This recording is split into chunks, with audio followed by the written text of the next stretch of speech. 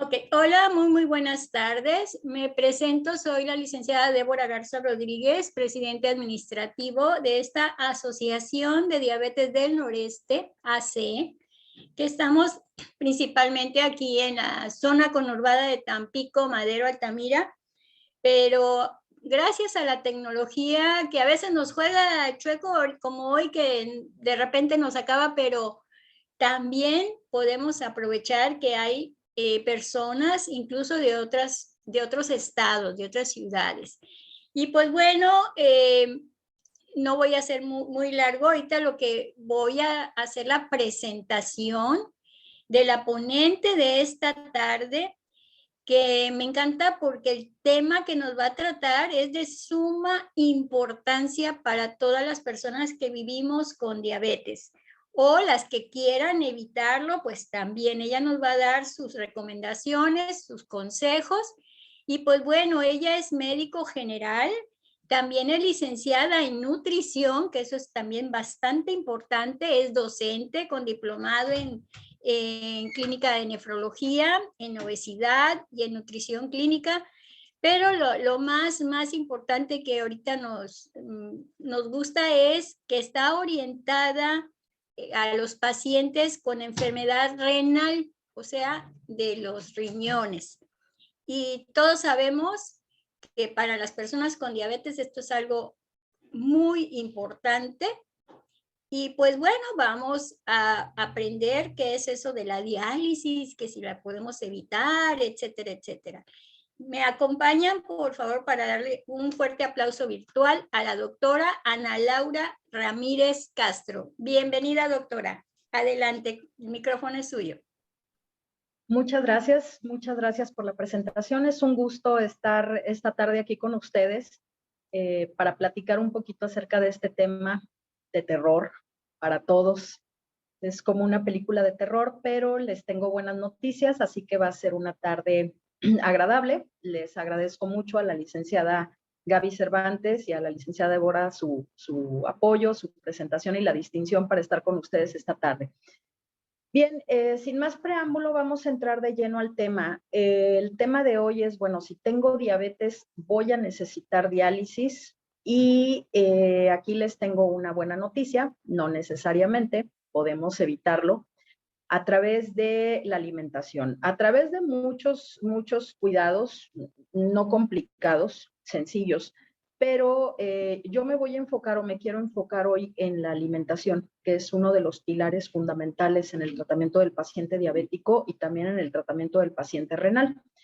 Voy a empezar por definirles lo que es el daño al riñón secundario a la diabetes. Si me pasas la siguiente, por favor, Gaby. Y bueno, el daño al riñón secundario a diabetes lo conocemos con el nombre de nefropatía diabética. La nefropatía diabética es el nombre que se da a las alteraciones que se presentan en el riñón y que se producen en las personas con diabetes cuando el control de la glucosa en la sangre y otros factores asociados, como por ejemplo la presión arterial, no se controlan adecuadamente, no han sido controladas de manera adecuada. Esto pues forma parte de las complicaciones crónicas de la diabetes y cuando aparece la nefropatía diabética es prácticamente irreversible. Por tanto, es importantísima su detección de manera temprana y se debe evitar su progresión desde el momento en que se diagnostica. La nefropatía diabética es completamente asintomática, no nos da ningún síntoma, esto es lo malo de esta patología. Hasta que ya se produce un daño grave, entonces empezamos a tener alteraciones de la función renal. Esto obliga a realizar exámenes de sangre y de orina de manera periódica. Se sugiere que en el paciente renal o se recomienda que estos se hagan una vez al año para revisar la función renal de los pacientes. Existen factores que van a favorecer la afectación del riñón en el paciente diabético, como por ejemplo el tiempo de evolución de la diabetes en primer lugar. La nefropatía diabética aparece en el 50% de los pacientes después de 20 años del comienzo de la diabetes. Pero esto no es una regla, sí puede haber pacientes que tengan 10, 15 años de haber debutado como diabéticos y si no han tenido un buen control, pues pueden aparecer de manera temprana lesiones renales. También la hipertensión arterial es un factor de riesgo en el paciente diabético. Una hemoglobina glucosilada mal controlada, en donde no tengamos un buen control, también se ha relacionado con lesiones a nivel microscópico del riñón. Un descontrol de los lípidos o de las grasas en la sangre, colesterol, triglicéridos, los parámetros del perfil de lípidos que no estén dentro de un buen control también favorecen la afectación renal. Y pues la obesidad. Si me pasan la siguiente. Pero bueno, la pregunta, ¿cómo puedo prevenir el daño renal si ya tengo diabetes? Hay varios aspectos que tenemos que cubrir para prevenir el daño renal, si me pasan la siguiente, y son principalmente ser muy disciplinado con la toma de medicamentos. Esto es importantísimo, seguir las indicaciones del médico de manera precisa es muy importante. Controlar el estrés, esto yo creo que es uno de los aspectos más difíciles porque, bueno, actualmente la vida actual va de la mano con el estrés. Entonces tenemos que aprender a controlarlo, empezar a hacer actividades que nos ayuden a relajarnos, dejar de fumar, limitar el consumo de sal o de sodio en los alimentos, realizar actividad física, mantener un peso saludable y dormir lo suficiente. Esto último como que se ha dejado un poquito de lado también por el ritmo de vida actual, pero es importantísimo el tener un ciclo de sueño saludable en donde al menos dormir o descansemos 8 horas, pero de sueño de calidad. Esto me va a ayudar también a controlar el estrés. Si yo no cumplo un patrón de sueño, pues esto incrementa el grado de estrés en mi organismo y pues adivinen, el estrés eleva la glucosa. Vemos la siguiente, por favor. Ok, pero desde el punto de vista nutricional, ¿qué puedo hacer para prevenir el daño a los riñones? Y aquí quiero entrar de lleno y enfocarme únicamente en el aspecto nutricional. Quiero hablarles aquí un poquito de las etapas de la enfermedad renal, si vemos la siguiente imagen. Y quiero enfocarme en estas etapas porque es muy importante aclarar un detalle. Las etapas de la enfermedad renal son 5.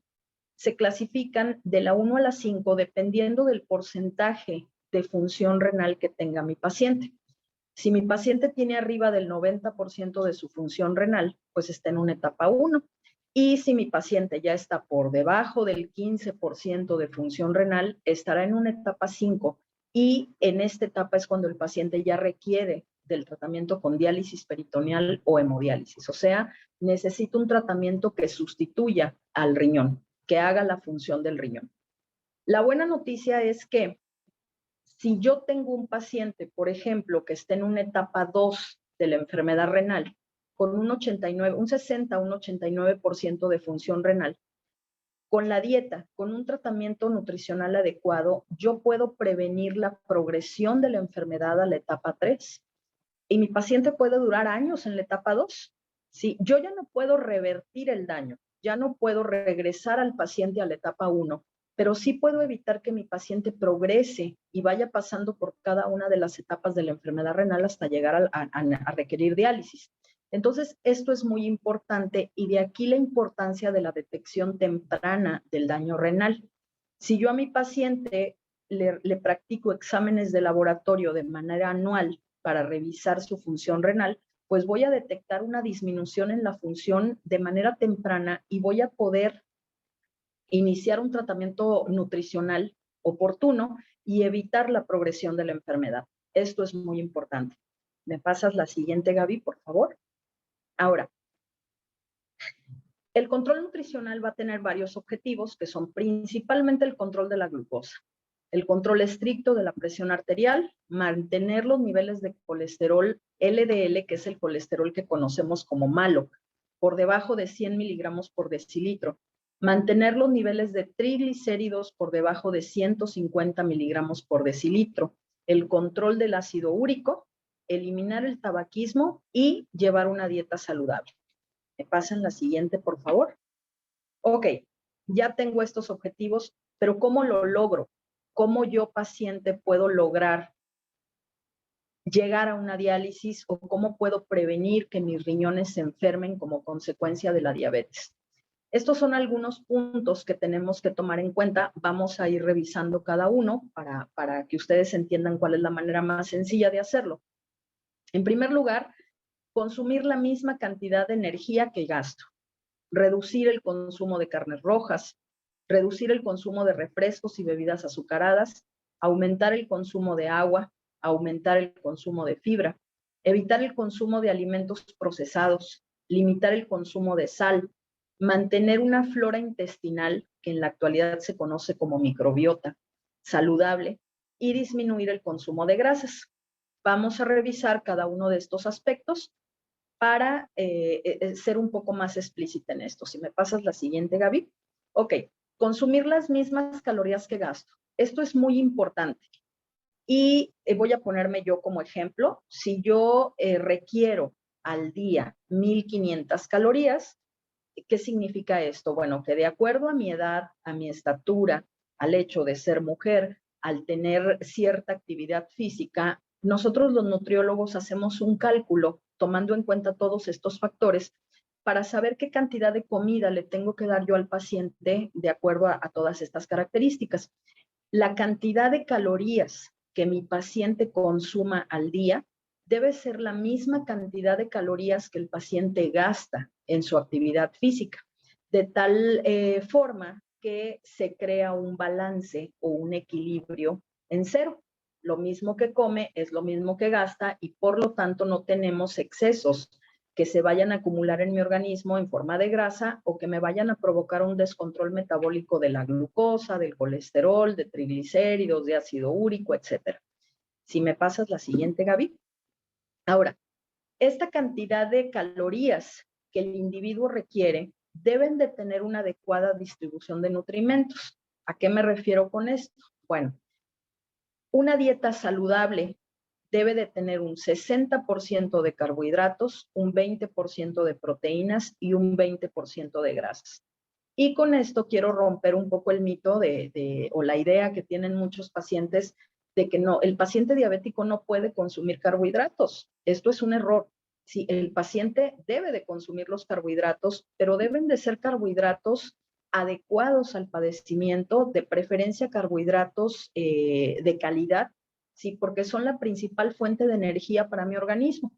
Las proteínas deben de ser igual de origen animal y de origen vegetal, y las grasas deberán ser también de buena calidad. Mono y poliinsaturadas, así como el consumo de ácidos grasos omega 3, 6 y 9, deben estar incluidos en la dieta del paciente. Debe realizarse también la distribución de esta cantidad de calorías en 5 o 6 comidas al día, y cada una de estas comidas debe de cumplir con un cierto horario. Debemos ser disciplinados en nuestros horarios de desayuno, comida y cena, así como en nuestras colaciones. ¿Me pasas la siguiente, Gaby? Ahora, la distribución de estos carbohidratos se va a ajustar a los tiempos, a los hábitos alimentarios del paciente, al tipo de medicación que recibe. Esto es muy importante.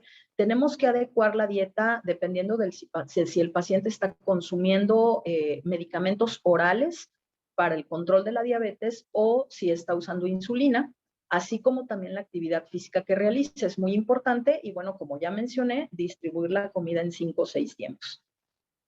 ¿Me pasas la siguiente? Ahora, el siguiente aspecto que mencionábamos era el disminuir el consumo de carnes rojas. ¿Por qué las carnes rojas? Bueno, la carne roja y todos los productos de origen animal.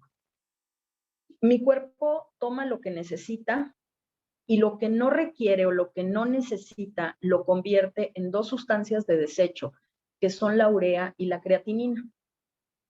Estas sustancias de desecho, mi cuerpo se las envía al riñón para que a través de la orina las tire, las elimine de mi organismo. Pero si yo tengo la función renal disminuida, pues entonces esta función no se va a llevar a cabo de manera óptima y voy a empezar a acumular en sangre estos productos de desecho. Y pues adivinen qué, los niveles elevados de desechos en sangre me causan mayor daño renal. De aquí que cuando te queremos prevenir o cuidar la función de los riñones, pues preferimos realizarle menús al paciente en base a carnes blancas, pollo, pescado. y dejamos las carnes rojas. Si bien no del todo fuera de la dieta, sí disminuimos su consumo. Es decir, yo puedo dejarle al paciente un menú para 7 días y de esos 7 días mi paciente consume solamente 1 o máximo 2 carne roja. Porque bueno, también es importante el aporte de complejo B y de hierro que me dan las carnes rojas. Si me pasas la siguiente, por favor. Ahora, grasas buenas contra grasas malas. ¿Cuál elegir? Bueno, las grasas buenas son buenas porque no se solidifican, es decir, no son como la manteca de cerdo, que es sólida a temperatura ambiente incluso. No hay peligro de que taponen los vasos sanguíneos. Aquí esto quiero hacer una excepción. No hay peligro siempre y cuando se consuman en cantidades adecuadas. Si lo consumimos en exceso, todo es malo, porque hay veces que el paciente me dice, doctora, es que yo me como un paquete de aceitunas porque pues son grasas buenas. No, también se debe de considerar la cantidad que se está consumiendo. Y bueno, mejoran el funcionamiento del cuerpo y si son prensadas en frío, que esto ya es cuestión de su elaboración, pues también nos aportan vitaminas. Dentro de las grasas buenas o grasas insaturadas tenemos el aceite de ajonjolí, el aceite de oliva, el aceite de pepita de uva, entre otros que vamos a ver más adelante. Ahora, las grasas malas son sólidas a temperatura ambiente o a temperatura corporal y estas grasas se depositan en el sistema circulatorio y me ocasionan el taponamiento de arterias. Las grasas saturadas o grasas malas, pues serían sobre todo las de origen animal, manteca, mantequilla, margarina, grasas de origen animal como el tocino, por ejemplo, y las grasas trans, que son aquellas grasas que se utilizan en los alimentos procesados. ¿Me pasas la siguiente, Gaby, por favor? Otro tipo de grasas que es muy importante consumir y que se ha visto que tienen un efecto renoprotector, o sea, nos protegen el riñón, nos protegen al riñón del daño, son los ácidos grasos omega 3, omega 6 y omega 9. Los ácidos grasos omega 3 los encontramos principalmente en las sardinas, en el salmón, en el atún, en las nueces. El omega 6 lo encontramos sobre todo en el aceite de girasol y los omega 9 los encontramos en los aguacates y en las aceitunas. Pero también es importante consumir con moderación. Aquí los nutriólogos precisamente nos encargamos de enseñar al paciente la selección de estos alimentos y los enseñamos a manejar raciones o cantidades que son las ideales para cada individuo. ¿Me pasas la siguiente, Gaby? Por favor. Bien, otro punto que debo tomar en cuenta es aumentar el consumo de agua. El consumo moderado de agua puede reducir el riesgo de deterioro de la función renal. El nivel adecuado de la ingesta va a variar, depende de muchos factores, del género, bueno, si es hombre o mujer, de la cantidad de ejercicio que realice cada persona, del clima, esto es muy importante. Aquí en Tampico, pues obviamente las necesidades de agua aumentan muchísimo durante el verano a comparación, por ejemplo, de Toluca, ¿verdad? Donde no se ve el calor extremo que se vive aquí en la zona. Las condiciones de salud y el embarazo y la lactancia, pero en promedio se recomienda tomar aproximadamente como mínimo 2 litros de agua y de ahí, bueno, para arriba, ¿no? Tomando en cuenta las características individuales. ¿Me pasas la siguiente? Bien, esta tabla me gusta mucho y bueno, a pesar de que trae mucha información, quise ponérselas porque esta tabla representa una pregunta que me hacen todos los días en el consultorio los pacientes, ¿sí? Doctora, ¿qué sal escojo? Voy al súper y veo sales de todas. ¿Cuál es la que debo escoger? Bien, esta tabla nos hace un comparativo del contenido de yodo de cada una de las sales que podemos encontrar en el mercado. La sal de mesa, que es la sal común que utilizamos para cocinar, un cuarto de cucharadita me aporta 590 miligramos de sodio. La sal de mar, un cuarto de cucharadita me da 360 miligramos de sodio, o sea, mucho menos que la sal de mesa. Pero la flor de sal, por un cuarto de cucharadita me aporta 300 miligramos de sodio. Es la más baja en sodio. Y la sal del Himalaya, voy a dejar para el final el sustituto de sal. La sal del Himalaya por un cuarto de cucharadita me aporta 393 miligramos de sodio. Esto no significa que yo pueda agarrar la flor de sal y consumirla sin medida, ¿verdad? También tenemos que hacer una cuantificación y enseñar al paciente a utilizar correctamente las cantidades de sal. Dejo para el final el sustituto de sal, perdón por el comercial, pero esto muy frecuentemente los pacientes me lo mencionan, incluso llegan a comprarlo. Y a pesar de que es de los más bajos en cuanto al contenido de sodio, vean la cantidad de potasio que contiene, ¿sí? Este sustituto, pues sí, efectivamente contiene cantidades muy bajas de cloruro de sodio, pero el cloruro de potasio es altísimo. Entonces, también el potasio, al igual que el sodio, tengo que controlarlo, porque el potasio en cantidades muy elevadas para mi organismo o la alteración cuando está por debajo de los niveles ideales, me causa complicaciones cardiovasculares graves. Entonces, no es recomendable el sustituto de sal por este motivo. Si me pasas la siguiente.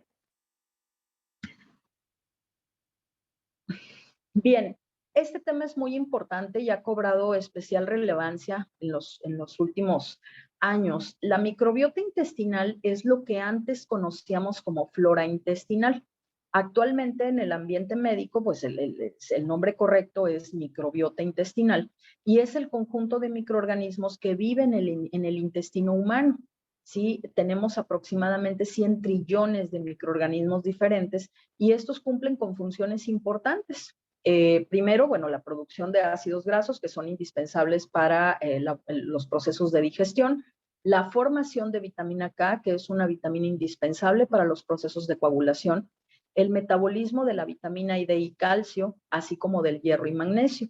Y tienen una función muy importante de defensa frente a la invasión por microorganismos extraños. Además, bueno, se ha visto que una alteración en la microbiota intestinal produce un incremento en las sustancias de desecho que son tóxicas para el organismo y que a nivel renal me causan mayor daño todavía. ¿Sí? Asimismo, se ha visto también que tienen efectos deleterios a nivel cardiovascular. Entonces, de aquí la importancia que ha cobrado últimamente mantener una flora intestinal o una microbiota intestinal saludable. Es tan importante que, bueno, la microbiota de cada persona es como la huella digital. Cada persona tiene una microbiota diferente y es única. ¿Cómo podemos mantener una flora intestinal o microbiota intestinal saludable? Bueno, respetando los horarios de comidas. Esto es muy importante. Muchos pacientes se saltan las horas de comida. Incluso hay quien llega a pensar, doctora, es que yo no entiendo por qué si no ceno, por qué mi glucosa sigue alta o por qué estoy engordando si yo normalmente no desayuno ni ceno, nada más como. Sí, pues todo esto nos trae efectos deleterios. Consumir también alimentos ricos en fibra nos ayuda a mantener una microbiota intestinal saludable, tomar suficiente agua, así como también consumir alimentos ricos en probióticos. En la actualidad se le ha dado mucha publicidad a este tipo de alimentos, el yogur y el queso, y hay otro producto que se llama kefir o kéfir, sí, que es muy importante para el mantenimiento de la microbiota intestinal. Si me pasas la siguiente, Gaby. Y bueno, no se aconseja el uso de suplementos a base de hierbas o tés. Aquí quiero hacer énfasis en esto. Los suplementos a base de hierbas no son seguros si se tiene una enfermedad de los riñones. Sí, hay muchos productos por ahí que se recomiendan para los pacientes con enfermedad renal, pero algunos de ellos pueden dañar los riñones e incluso empeorar la enfermedad, incluso disminuir la función renal.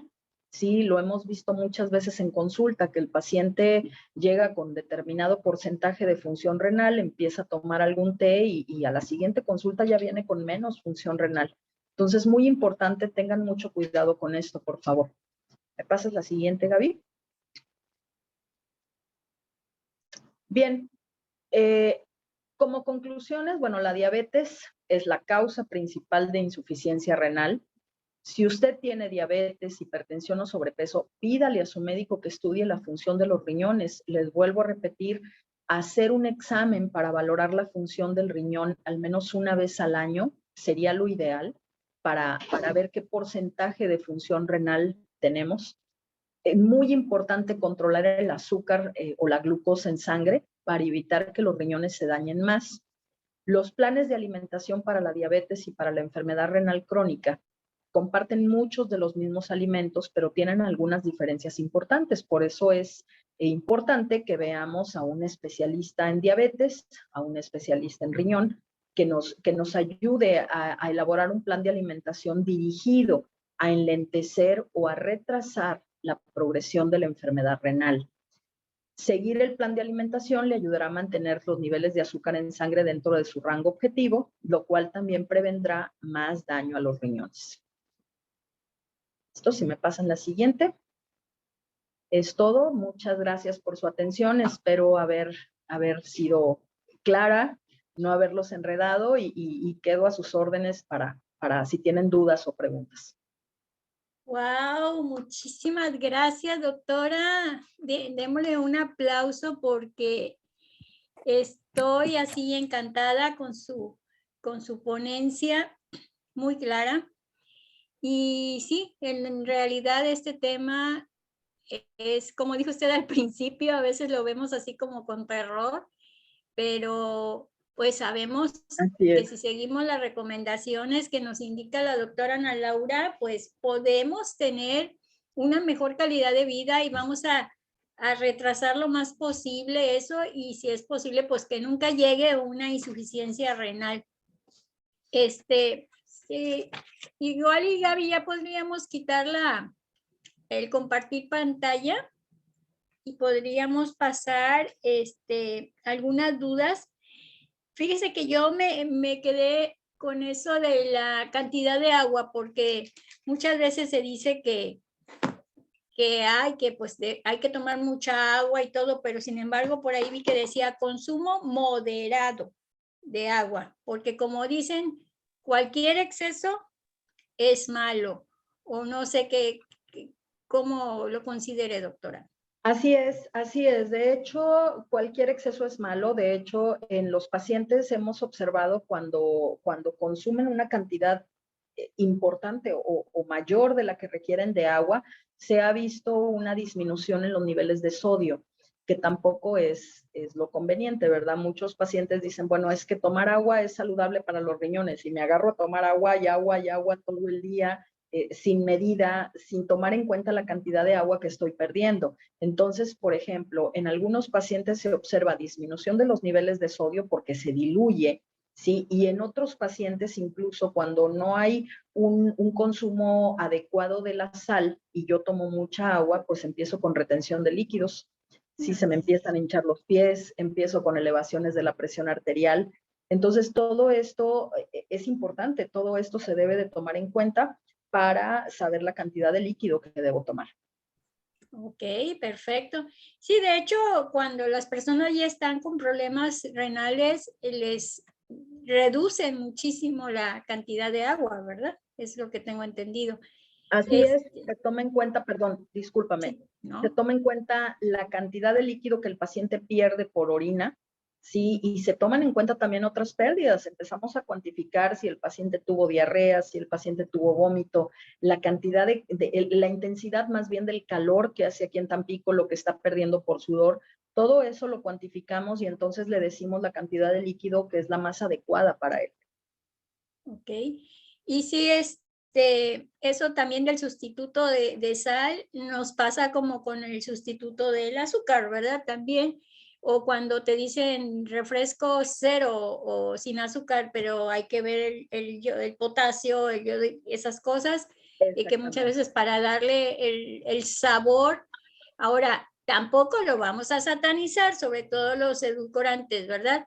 Porque hay algunos que sí los podemos consumir y se refiere, volvemos al exceso.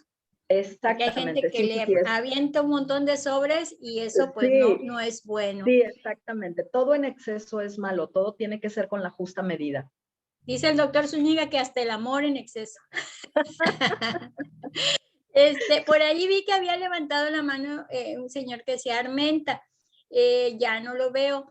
Igual y si podemos contestar una pregunta o los demás lo pueden poner aquí por el chat Recuerden que si se hace una pregunta, que sea lo más concreta posible para no, hacia acá abajo veo señor José Armenta. Buenas Pero tardes. hola, señor José. Yo tengo una Dígame. pregunta. Yo trabajo 12 horas, Ahora. pero ya mi ritmo de sueño se me hizo muy poco. Ya yo máximo que duermo son 4 horas y media. ¿Cómo le podré hacer para tratar de dormir más? Yo siento que mi cuerpo no descansa. No me levanto con sueño, pero sí me siento cansado.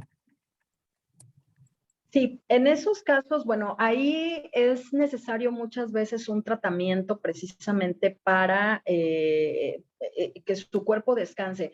También son muy satanizados ese tipo de medicamentos, sí, pero realmente a veces lo requerimos. Mucha gente me dice, doctora, es que no quiero tomar diazepam, clonazepam, cualquiera de estos productos porque es que tengo miedo de volverme adicta. Y no es así, realmente mi cuerpo lo está necesitando, así como necesito el hipoglucemiante, como necesito el medicamento para controlar la presión, también puedo llegar a necesitar un medicamento que me ayude a regular mi ritmo de sueño. Y bueno, aunque uno se levante y no se sienta cansado, la verdad es de que no tuve un sueño reparador o no tuve un periodo de sueño que es lo mínimo indispensable para que mi cuerpo se repare, vaya, o descanse, ¿no? Entonces, sí, hay terapeutas incluso del sueño, no sé si aquí en Tampico, la verdad desconozco, pero hay terapeutas del sueño y se dedican a esto, a restaurar los ciclos de sueño en este tipo de personas. Ok. Okay, Bueno, muchas gracias. señora Armenta, aunque no fue precisamente del riñón, pero bueno, ya está contestada su pregunta. Y aquí también nos está poniendo en el chat Monse Isabel, que si recomienda entonces consultar al nefrólogo para que nos diga cuánta agua podemos consumir, especialmente si la persona en las personas que padecemos diabetes, o será el nutriólogo. No, yo soy de la idea que el paciente visite al nefrólogo. De hecho, así como bueno, en este caso visitamos al endocrinólogo para el control de nuestra diabetes, para aprender a controlar nuestra diabetes, a usar el glucómetro, todo esto. También es conveniente visitar al nefrólogo al menos una vez al año para una valoración de la función renal. Sí, yo soy partidaria de esto. Ya sea bueno, que van al nefrólogo, el nefrólogo nos dice, bueno, no hay daño renal, pero sí podemos ya desde este momento empezar a llevar una alimentación dirigida a proteger esa función renal que aún tenemos, ¿verdad? Conservarla. Claro que sí. Por aquí ponen, buenas tardes, desde Chiapas, miren, saludos hasta Chiapas. De casualidad dan consultas por videollamada, pues ahí sería la doctora Ana Laura directamente, yo creo que sí, ¿verdad? ¿O cómo ven? Sí, damos consultas por videollamada.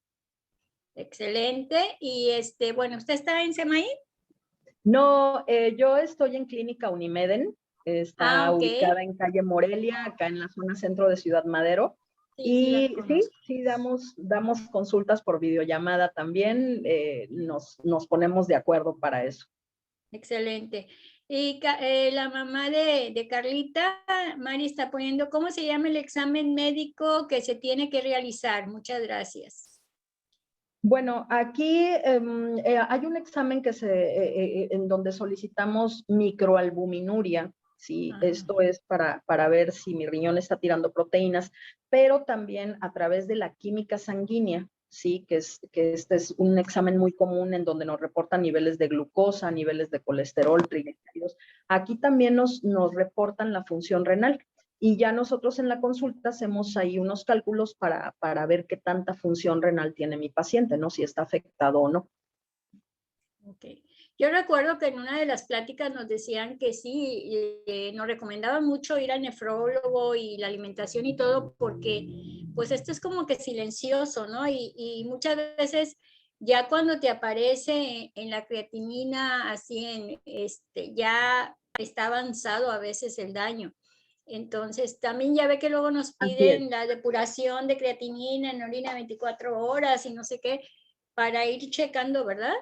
Así es. De hecho, bueno, yo soy partidaria de la idea, voy a ser muy sincera con ustedes, Desde el momento en que mi paciente empieza con alteraciones de la glucosa, yo ya tengo que estar vigilando el riñón.